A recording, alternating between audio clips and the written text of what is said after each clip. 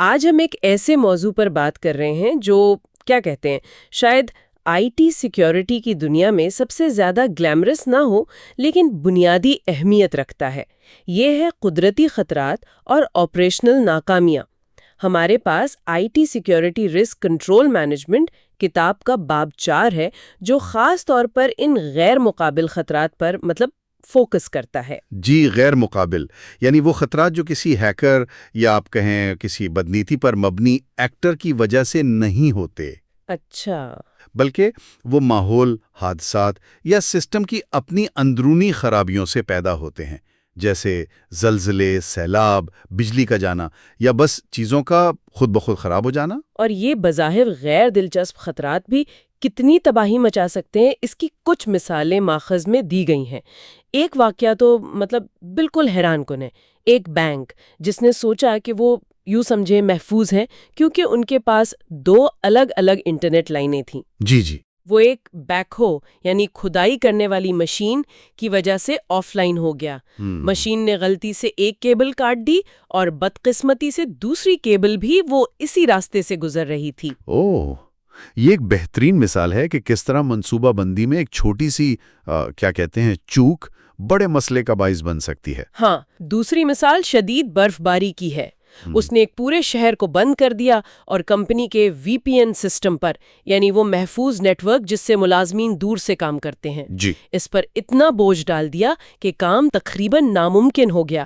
یہ واقعات ہمیں یاد دلاتے ہیں کہ آفات وہ اچانک آتی ہیں اور ان کے اثرات کافی وسیع ہو سکتے ہیں۔ ٹھیک ہے، تو آئیے اس کا جائزہ لیتے ہیں پھر۔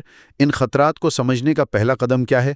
ماخذ انہیں کیسے تقسیم کرتا ہے؟ ماخذ بنیادی طور پر 2 بڑی اقسام کی بات کرتا ہے۔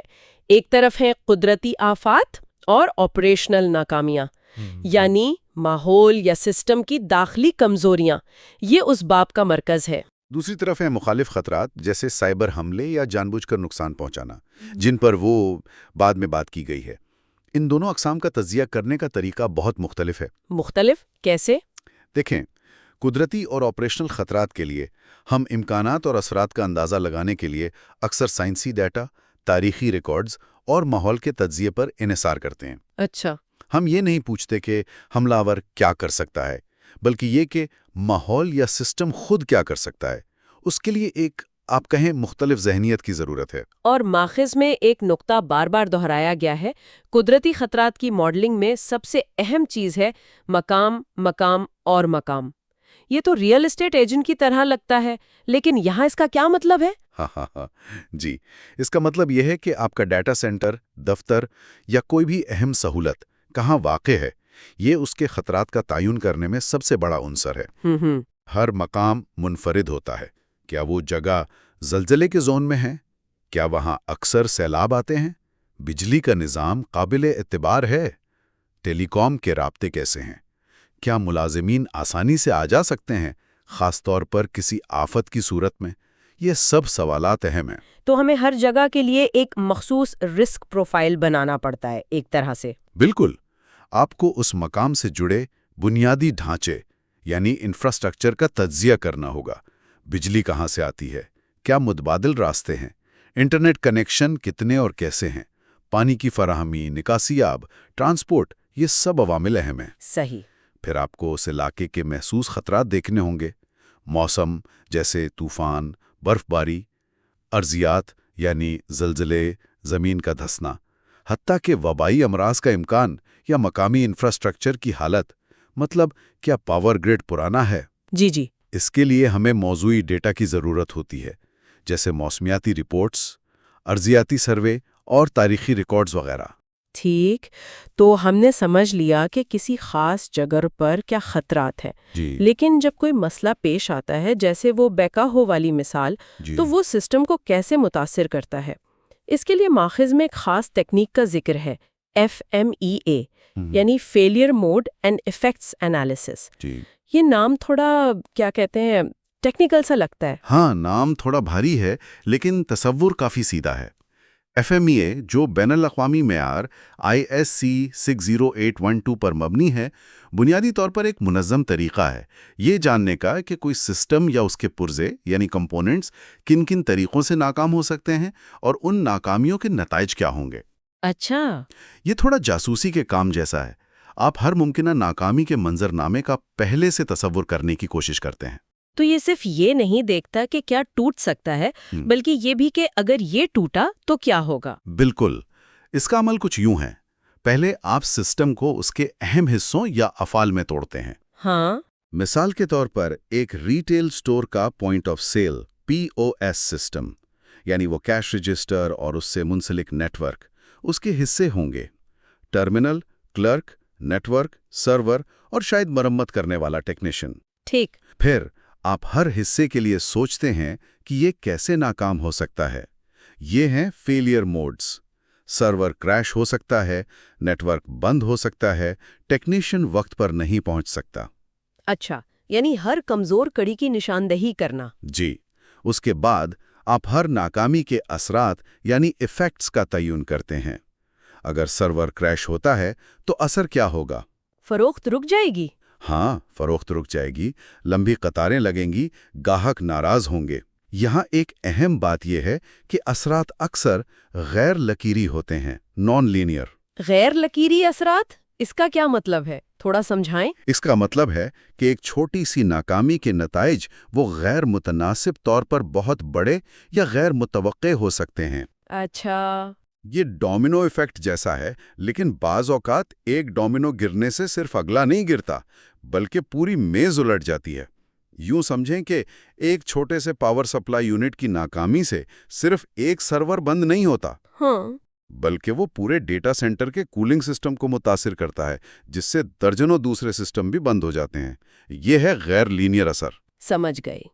تو FMEA ہمیں ان کیا کہتے ہیں زنجیری رد عمل یا چین ری ایکشنز کو سمجھنے میں مدد کرتا ہے؟ ہاں، اور یہ ہمیں ناکامی کی ممکنہ وجوہات جیسے خراب ڈیزائن یا دیکھ بھال کی کمی، اور یہ کہ ہم ناکامی کا پتہ کیسے لگا سکتے ہیں، یعنی ڈیٹیکشن میتھڈز، جی، اور اس کے اثرات کو کیسے کم کر سکتے ہیں، میٹیگیشن یا ریڈنڈنسی جیسے الارم لگانا یا بیک اپ سسٹم رکھنا، ان سب پر غور کرنے پر مجبور کرتا ہے۔ صحیح۔ FMEA کی اصل قدر یہی ہے کہ یہ ڈیزائن کی خامیوں، بیک اپ کی ضرورت اور نگرانی کی حکمت عملیوں کو واضح کرتا ہے۔ اور اس سے انجن پر کیا اثر پڑے گا؟ لیکن گاڑی کتنی دیر رکے گی اور ہم اپنی منزل پر کتنی دیر سے پہنچیں گے، یہ سوال تو اپنی جگہ رہتا ہے۔ اس کے لیے کیا ہے؟ یہ ایک بہترین تشبیہ ہے۔ FMEA تکنیکی ناکامی پر توجہ مرکوز کرتا ہے، لیکن اس ناکامی کا کاروبار پر کیا اثر پڑتا ہے، خاص طور پر مالی اور آپریشنل لحاظ سے، اس کے لیے ہمیں بزنس امپیکٹ انالیسز یا BIA کی ضرورت ہوتی ہے۔ BIA یعنی کاروباری اثرات کا تجزیہ، یہ FME سے کیسے مختلف ہے پھر؟ BIA کا دائرہ کار زیادہ وسیع ہے۔ یہ انفرادی اجزاء کی ناکامی کے بجائے اہم کاروباری افعال یعنی کرٹیکل بزنس فنکشنز پر توجہ مرکوز کرتا ہے۔ اچھا، سوال یہ نہیں ہوتا کہ سرور کیسے ناکام ہوگا، بلکہ یہ کہ اگر فروخت کا نظام 1 گھنٹے کے لیے بند ہو جائے تو کاروبار کو کتنا مالی نقصان ہوگا، ساکھ پر کیا اثر پڑے گا، قانونی تقاضے پورے نہ ہونے کا خطرہ کتنا ہے۔ BI ہمیں یہ سمجھنے میں مدد کرتا ہے کہ کون سے کاروباری عمل سب سے زیادہ نازک ہیں اور انہیں بحال کرنے کی ترجیح کیا ہونی چاہیے۔ اچھا، تو BI ہمیں بتاتا ہے کہ کون سی چیزیں سب سے پہلے ٹھیک کرنی ہے جب کوئی آفت آتی ہے۔ جی ہاں، بالکل۔ اور BI کی ایک بہت اہم خصوصیت یہ ہے کہ یہ رکاوٹ کے دورانیے یعنی ڈیوریشن کے اثرات کا جائزہ لیتا ہے۔ دورانیہ؟ جی، 1 گھنٹے کی بندش کا اثر 1 دن کی بندش سے بہت مختلف ہو سکتا ہے، اور 1 ہفتے کی بندش تو تباہ کن ہو سکتی ہے۔ ماخذ میں ایک دفتر کی مثال دی گئی ہے کہ 1 دن، 3 دن اور 5 سے زیادہ دن کی بندش کے مالی اور آپریشنل اثرات کس طرح بڑھتے جاتے ہیں۔ یہ دورانیہ اتنا اہم کیوں ہے؟ کیا یہ واضح نہیں کہ زیادہ دیر بندش زیادہ بری ہے؟ دیکھیے، یہاں دلچسپ بات یہ ہے کہ یہ جاننا کہ کون سا فنکشن کتنی دیر کی بندش برداشت کر سکتا ہے، یہ بحالی کی حکمت عملی یعنی ریکوری اسٹریٹجی کے لیے انتہائی ضروری ہے۔ ٹھیک ہے۔ اگر آپ کا پے رول سسٹم مہینے میں صرف 1 دن چلتا ہے تو شاید وہ کچھ گھنٹوں کی بندش برداشت کر لے، لیکن اگر آپ کا online sales platform چند منٹ بھی بند رہے تو ہزاروں ڈالر کا نقصان ہو سکتا ہے۔ BIA ہمیں یہ ترجیحات طے کرنے میں مدد دیتا ہے۔ صحیح. ماخذ میں ایک سروس کمپنی کی مثال ہے جس کے لاس ویگس اور رینو میں کال سینٹرز ہیں. ہاں، یہ مثال دلچسپ تھی، میں دیکھ رہی تھی. جی، اس مثال میں اگر صرف رینو کا سینٹر بند ہوتا ہے، مثلا آگ لگنے سے، تو ویگس لوڈ سنبھال سکتا ہے، اگرچہ سروس تھوڑی سست ہو جائے گی. یہ ایک معمولی اثر ہے. ٹھیک ہے. لیکن اگر کوئی علاقائی آفت جیسے بڑا بلیک آؤٹ دونوں سینٹرز کو کئی دنوں کے لیے بند کر دیتی ہے تو یہ کمپنی کے لیے تباہ کن یعنی کیٹاسٹرافک ہو سکتا ہے. اوہ، بالکل. تو BIA ہمیں نہ صرف یہ بتاتا ہے کہ کون سے فنکشن اہم ہیں بلکہ یہ بھی کہ وہ کتنی دیر تک بند رہ سکتے ہیں اس سے پہلے کہ ناقابل تلافی نقصان ہو. تو FMEA اور BIA مل کر کام کرتے ہیں، یوں سمجھ لیں. FMEA تکنیکی کمزوریوں کی نشاندہی کرتا ہے جی، اور BIA ان کمزوریوں کے حقیقی کاروباری نتائج کا نقشہ بناتا ہے، خاص طور پر وقت کے ساتھ. بالکل. یہ دونوں مل کر ایک جامع تصویر پیش کرتے ہیں. لیکن ان دونوں تجزیوں کی بنیاد ایک بہت اہم چیز پر ہے، مفروضے یعنی ازمپشنز. مفروضے؟ کس قسم کے مفروضے؟ دیکھیں، جب ہم تجزیہ کرتے ہیں تو ہم مسلسل اندازے لگا رہے ہوتے ہیں. ہم فرض کرتے ہیں کہ کسی خاص ناکامی کا امکان کتنا ہے. کیا یہ سال میں ایک بار ہوگا یا 10 سال میں ایک بار؟ اچھا. ہم فرض کرتے ہیں کہ اس کے اثرات کی شدت کتنی ہوگی. کیا یہ معمولی ہوگا یا سنگین؟ ہم فرض کرتے ہیں کہ بیک اپ سسٹم کتنی دیر میں آن لائن آ جائے گا یا مرمت کرنے میں کتنا وقت لگے گا.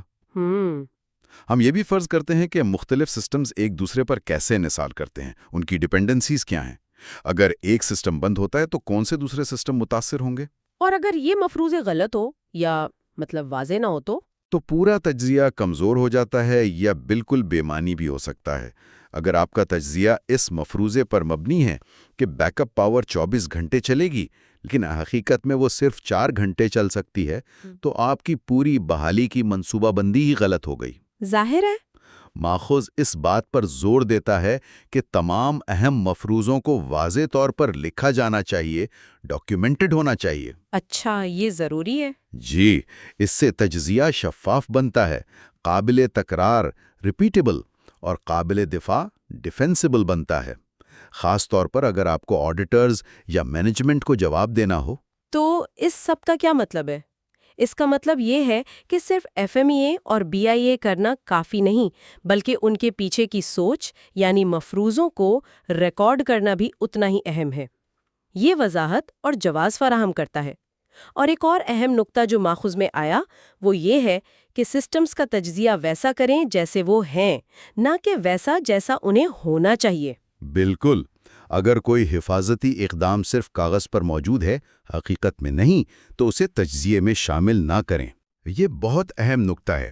حقیقت پسندی ضروری ہے.